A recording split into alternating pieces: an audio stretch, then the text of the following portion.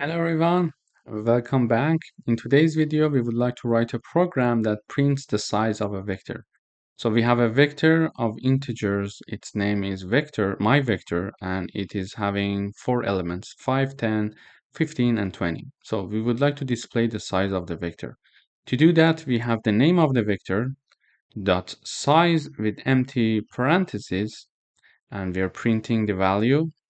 So let me just comment this part first. So when we run, we expect to see 4. Okay. So here, my vector dot size in empty parentheses, we will just print out the number of elements of a vector. And in order to do some review, we can use the name of the vector dot pushback, and within parentheses, the value of the value that we would like to be inserted in the vector. So now I would like to insert 100 to be a new element of this vector. So I use the pushback dot pushback, and in the parentheses I type down 100.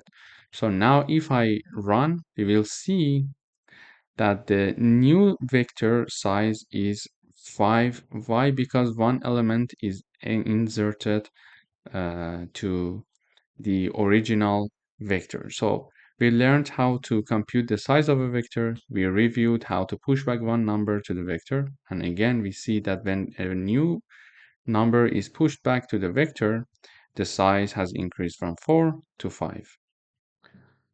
Now, in order to print the new vector, we can have a new integer called num that iterates over my vector.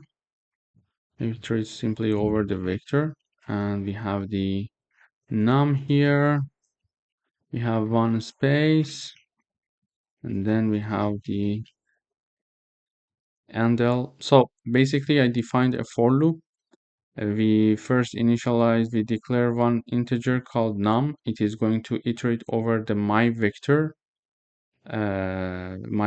vector. So it's a vector that the name of the vector is my vector. So it is iterating over all the elements, and it is printing the elements simply. And we expect to see this new number that is inserted in the vector in this print, because this is the original vector, but we modified it. So let's run. Okay, great.